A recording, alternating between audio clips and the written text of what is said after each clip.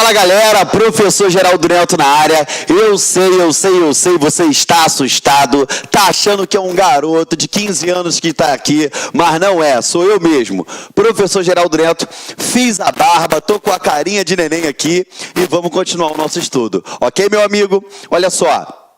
A gente já estudou, lógico, né? Se você estiver seguindo a ordem das aulas. A gente já estudou organização do Estado, poderes, princípios.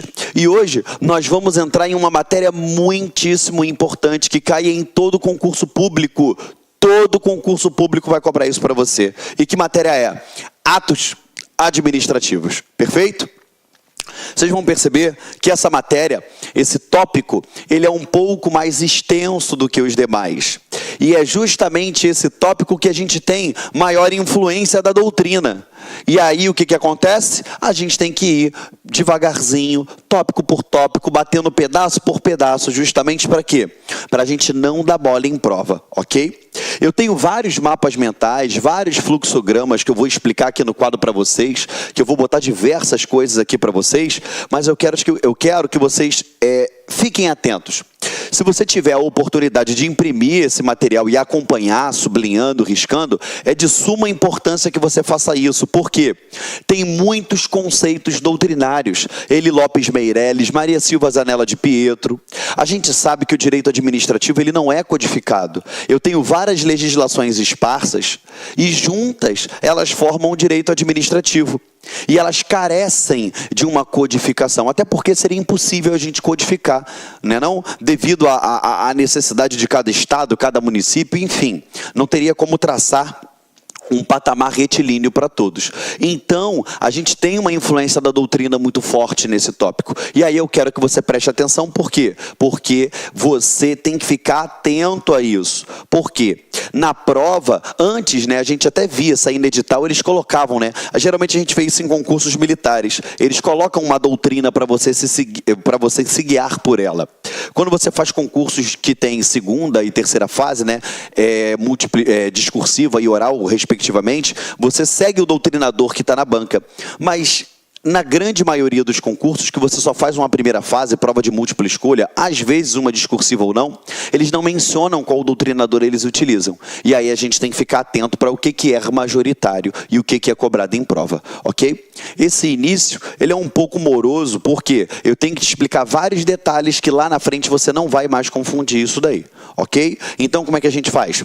Eu jogo no quadro, a gente interpreta, eu passo para você, jogo um fluxograma e você vai abastecendo o teu material. O que eu recomendo? Você já com a apostila impressa, ou então ela salva em um computador, em algum tablet, você vai sublinhando, mas fique com um papel em branco, um caderno na mão, porque eu vou fazer diversas anotações que não estão no seu material, que eu coloco agora para privilegiar você que está assistindo a aula, ok? Perfeito? Vamos lá então, olha só. Atos administrativos, a gente vai fazer umas considerações iniciais, tá? Olha só, ao exercer a função administrativa com o objetivo de satisfazer as necessidades coletivas primárias, a administração pública utiliza-se de um mecanismo próprio que lhes assegura um conjunto de prerrogativas necessárias ao alcance das finalidades estatais, o denominado regime jurídico administrativo. Primeira coisa, a gente já sabe que eu tenho diversas funções que podem ser exercidos pela administração pública, né? A gente fala em 3 poderes, né? Executivo, legislativo e judiciário, mas na verdade são 3 funções: a função de administrar, executar, a função legiferante e a função judicial, a função judicante. Perfeito? Aqui, o nosso direito administrativo vai trabalhar tão somente com a função administrativa, que é de satisfazer as necessidades primárias da coletividade. Perfeito? Aquele interesse primário, ou seja, uma boa saúde, educação, transporte público, saneamento básico e uma série de outros fatores. A gente sabe aqui que esse conjunto, essa busca por atender essas necessidades coletivas primárias, vai ter que ser assegurada à administração pública uma série de prerrogativas. E essas prerrogativas, elas vão se perfazer o quê? Pelo denominado regime jurídico único. Perfeito? Regime jurídico, administrativo. Esse regime jurídico administrativo é aquele que permite à administração ficar em posição de desigualdade com o particular, com a parte com que ela trata. Como assim, Geraldo? Quando a gente tem a administração pública aqui, ó, a administração pública de um lado e de outro o particular, quando ela estiver atuando, visando, buscando atender o quê? O interesse primário da coletividade, ela vai se colocar em quê? Em posição de destaque do particular. É aquele desenhozinho que o titio já fez para você várias vezes aqui em sala de aula, ou seja, aquela balançazinha que de um lado eu tenho a administração pública e do outro lado eu tenho o particular. Elas não estão em condições de igualdade, perfeito? Daí, da aplicabilidade desse regime jurídico administrativo, que eu tenho aquele princípio implícito, que você já estudou, da supremacia do interesse público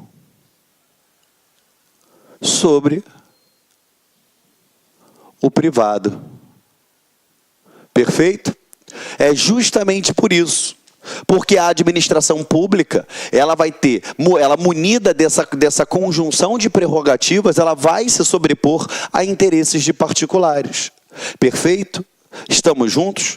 Por isso que eu tenho que entender o direito administrativo. Porque às vezes, de fato, a gente não concorda com essa aplicabilidade, com essa atuação da administração pública.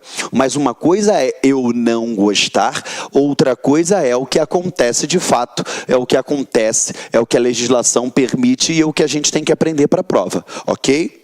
Vamos comigo, então. Vou apagar aqui e a gente dá continuidade. Ok? Olha só, é o regime jurídico administrativo que garante à administração pública a possibilidade de relacionar-se com os particulares em condição de superioridade. O que eu te peço? Sublinha em condição de superioridade, você vai puxar uma setinha daí e vai escrever aquele princípio que eu falei, supremacia do interesse público sobre o privado. Perfeito? É por conta desse regime jurídico administrativo que ela vai ter uma condição de superioridade. Tá? É lógico que essa condição de superioridade ela vai influir de diversas formas. Diversos princípios serão aplicados nisso daí. Diversos atributos dos atos eles serão levados em consideração. Mas, nessas considerações iniciais, é importante que você tenha em mente isso. Porque quando você for vir lá na frente a administração atuando, a administração trabalhando, você vai identificar o motivo dela ter essa superioridade. Perfeito? Vamos contigo aqui. Eu vou apagar aqui, tá?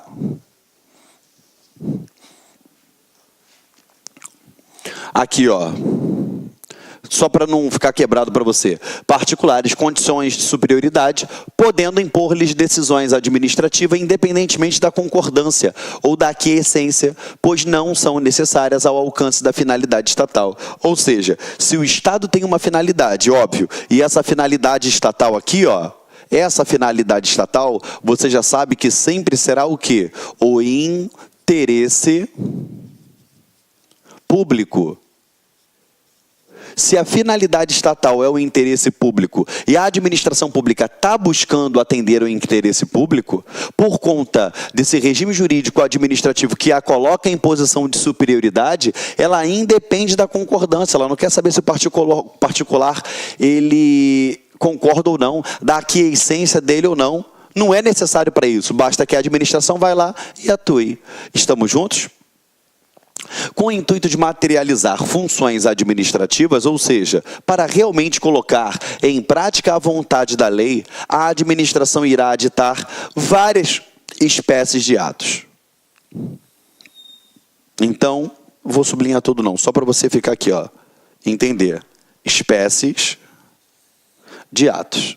Ou seja, eu tenho várias espécies de atos administrativos. Várias. Cada uma com a finalidade específica. Exemplo, uma portaria, um decreto de nomeação de um servidor, uma ordem de serviço, uma certidão negativa de débitos previdenciários, uma instrução normativa, uma circular e dentre outros. Eu vou ter várias espécies de atos administrativos e nós vamos trabalhar uma a uma aqui. Perfeito? Então, com base nessas prerrogativas, para materializar a função da administração pública, ela pode praticar esses atos. Pensa comigo.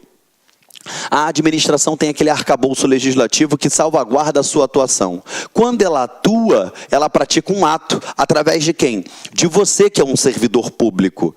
Esse ato ele vai se materializar através da sua atuação. Então, você, na qualidade de servidor público, quando você praticar determinado ato, na qualidade de servidor público, você estará praticando o quê? Via de regra, um ato administrativo.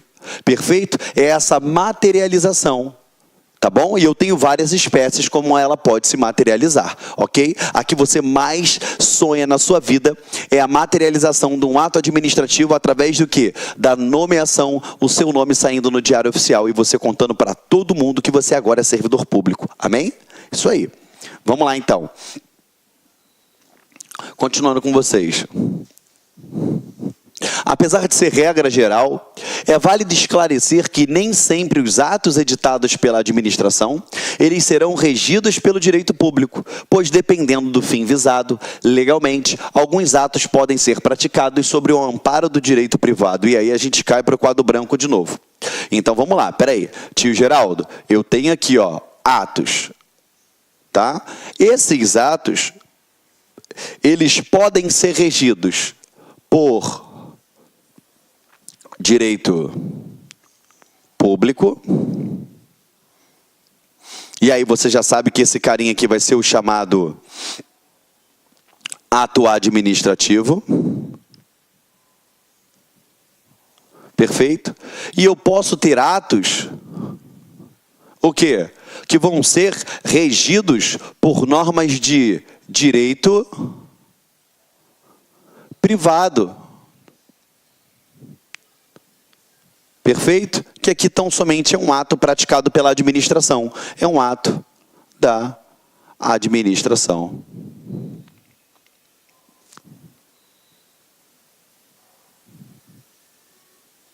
O que eu quero que você entenda? Quando ele for regido por normas de direito público, lembra que o tio explicou? Ó.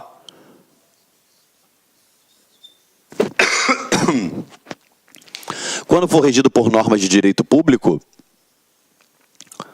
ó, eu não tenho igualdade entre as partes. Eu tenho uma superioridade da administração pública em relação a quem? Ao particular. Agora, quando é um ato praticado regido por normas de direito privado, as duas partes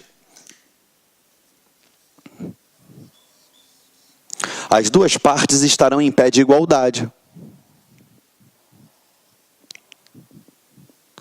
Tanto a administração pública quanto os particulares. Eu quero te deixar claro que isso pode acontecer. Pode. Me dá um exemplo, Geraldo. Sim, um contrato de locação.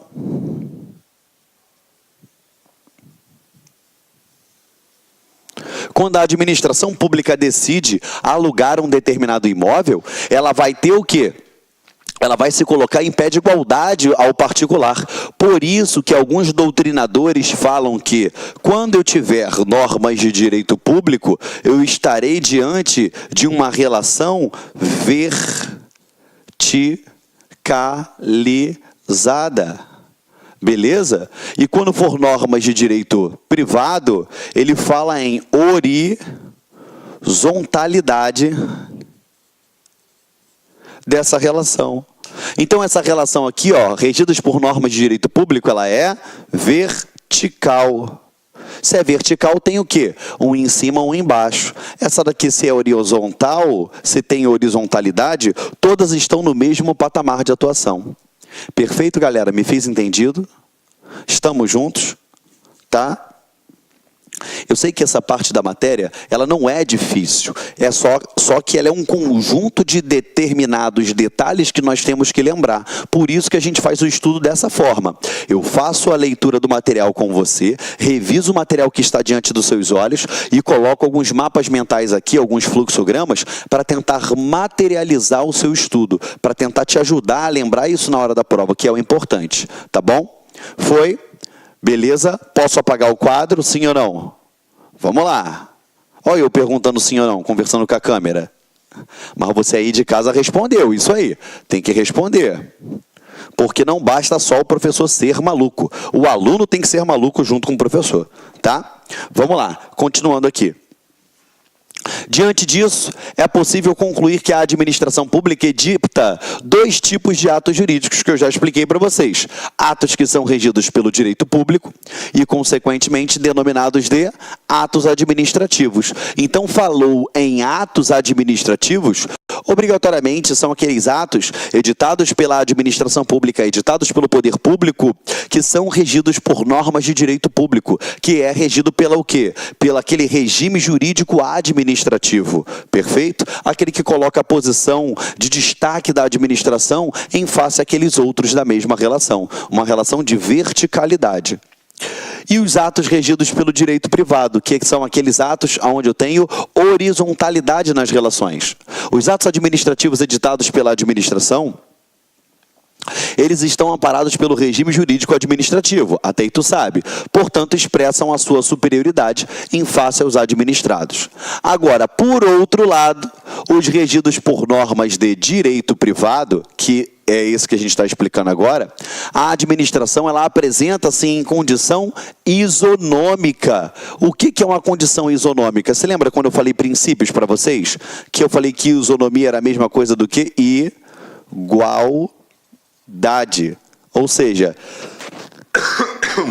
ela se apresenta numa condição de igualdade frente ao particular. Ela não vai se sobrepor a ele. Então existe supremacia do interesse público sobre o privado aqui? Não. Cai na tua prova. Toda atuação da administração pública, quando ela praticar os seus atos, ela terá a supremacia do interesse público sobre o privado. Errado, porque se o ato for regido por normas de direito privado, não há de se falar em superioridade. Ela está numa relação isonômica, uma relação de igualdade, uma relação de quê? Horizontalidade. Perfeito?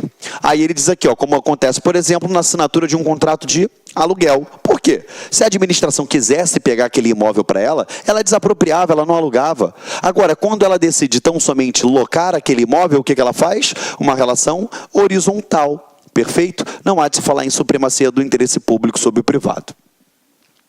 Quando a administração deseja celebrar um contrato de locação, ou seja, um ato regido pelo direito privado, mas precisamente pelo direito civil, ou seja, vai estar lá no Código Civil, a parte 2, contratos, com um particular que deseja alugar um imóvel para instalar uma unidade administrativa da Polícia Federal, por exemplo, ou você acha que todos os locais onde eu tenho uma Polícia Federal é uma propriedade, é público aquele espaço? Não.